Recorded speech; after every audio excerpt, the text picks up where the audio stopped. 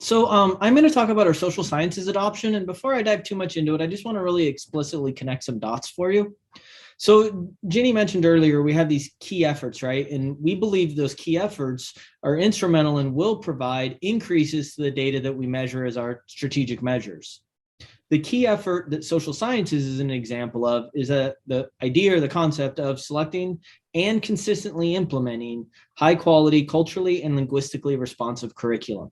Social sciences isn't the only place that we're doing that, but it is going to serve an example. So I'm just going to take a few minutes to share some of the highlights as we're deep into that adoption process now. Nicole, could you advance the slide, please? So this was the first thing I said to the social sciences cadre when we got together about 3 years ago to begin this process. This adoption's different. The social sciences has the opportunity for us to engage in deep work that is related to our ABAR goals and is the change that we need to make for the schools. We ask our students and we ask our teachers to not simply study the world through social sciences, but to learn how to change the world through social sciences. And I'm going to talk a little bit about how we hope to do that. Next slide, please. Thank you. So what's in front of you now are some really key efforts that are coming out at the state level, either through the legislature or through the Oregon Department of Education. I'm just going to highlight a couple. So if you can look towards the right-hand side of the slide. This idea, a lot of times referred to as SB 13 or tribal history, while it extends beyond the social sciences, it certainly is impactful within the social sciences. And it allows us and gives us the opportunity to work with the recognized tribes in Oregon to see curriculum that has been developed to understand and have our students better understand the true history of Oregon as it came to be today. Holocaust and genocide studies is certainly not new to the social sciences, but this legislative action has given us far more resources around materials and professional development that we can provide for our students. And most wide sweeping is the idea of when it's just listed there as ethnic studies K-12. What we mean is there's ethnic studies standards, we call them integrated state standards, that begin as early as kindergarten and go all the way through to the 12th grade. So all of the students in our K-12 programs will have access to and learning towards integrated ethnic studies standards. Next slide, please. So how has Beaverton operationalized it is what's on the slide right now. If you look to the very left, that's a document we call our position paper. If anyone were to ask, or if you're curious about what our philosophies and what our goals are towards this change in social sciences, that would be the document to look at. That gives us the philosophy of how we're going to ask our students to learn how to change the world. The middle document, the best practices in social science education, that's aligned to our instructional framework. We call it the 5D, the 5 dimensions of teaching and learning. And those are the teaching strategies that we know are culturally responsive and culturally sustaining for our teachers to be utilizing with our students. And then the very right-hand document, that is those state standards I was talking to. It's a very dense document, but if you get a chance to read it, I think you'll see that we're asking our teachers and students to work towards some pretty ambitious goals looking at those standards. Next slide, please.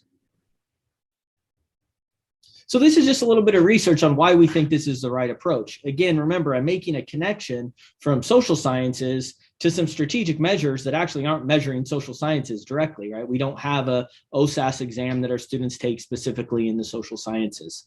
However, what this kind of top quote pulls from the research is suggesting, and it's very clear in the literature, that when we have culturally responsive curriculum, when students can see themselves in the materials that we're using with them, not only does their engagement go up, because their engagement goes up, their attendance begins to improve. As attendance improves and engagement in classes improve, their GPAs improve, and this really happens across all subject areas. What the bottom part of this slide talks about is that when we center the needs of our Black, Native American, and our students of color, we see that this improves the system for everyone. So it's not an either or, it's not a zero-sum game, that these improvements that we're making will actually elevate the system for all of our students. Next slide, please. In addition to the curriculum, in addition to the kind of the stuff that's in the hands of our teachers and students, we know that those strategies have to change. I mentioned the 5D, I mentioned the best practices document that we have. Well, this is just further research that would support that we're kind of heading in the right direction. When our students are experiencing those culturally responsive teaching strategies, similar results that I spoke to a second ago will happen. We will see those increases in the strategic measures and in other data points that we'll see. Next slide, please. So some of the professional development that we've been offering for our teachers, and we will continue to offer for our teachers so that they're more accustomed to and can more regularly use those culturally sustaining practices. You've heard our superstar, you've heard Dr. Goldie Muhammad's name mentioned a number of times in this presentation. We'll continue to. Kayla Bell's been instrumental in bringing her to our district to work right now mostly with our elementary age teachers, our elementary teachers. Our secondary teachers, a similar researcher, Dr. Shiraki Hawley, has been working with our secondary teachers to, again, look at what materials are we putting in front of students, what teaching strategies are we using, and all those materials serving to meet the needs of our students. Next slide, please.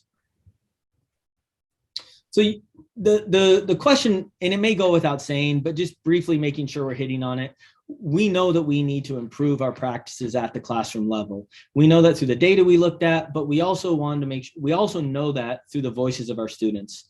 This quote comes from a student that was surveyed. We surveyed current students and alumni. And I'm just going to go to the very bottom and just read the last part of her quote. And she says, "Change is needed so we can make sure to never repeat the horrors of our past and make our world a better place for all for good." And that's the point. That's right from the mouths of one of our current 11th graders. Next slide, please. Almost done. So this is just an update on where we are at. I'll just summarize the kind of bookends of this slide real quickly with our K-5 and our grade 9 through 12. In the adoption now and what will be coming in front of the board in the next couple of months is a proposal for the board to consider for adoption around materials, around the resources we'll be using for our students, and a plan for the professional development for our teachers. As you know, the board adopted phase 1 of this process already, which emphasized our middle schools, and our middle schools already have that core material selected. It was called Discovery Education, and have had 1 round of professional development. So if we go to the next slide, I'll just talk a little bit more about what middle school is currently engaging in, will be engaging in this summer, and all the grade levels will eventually be doing this. So there are no perfect sets of curriculum out there. A textbook that's culturally sustaining for all of our students just does not exist. So what we do is we collect a variety of resources and then work together with our teachers to put them into units that can meet the needs that I've been describing. So what you can see here is just some examples of what units may end up looking like in 8th grade. So these give hopefully an idea of clearly understanding how local history is emphasized. I think if you read the EQ, that stands for essential questions, you'll see the types of conversations we're going to be having.